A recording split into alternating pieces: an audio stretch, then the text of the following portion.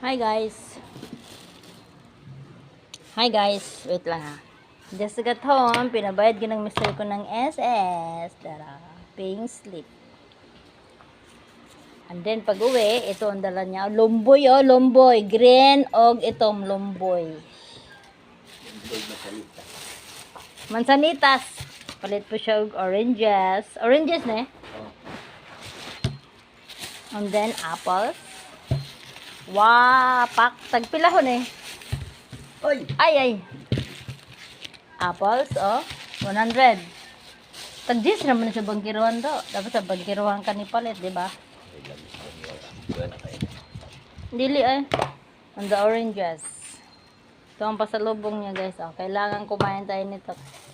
Araw-araw isa. Tumanggap man niya ng pension. Nang libre ng prutas. That's all.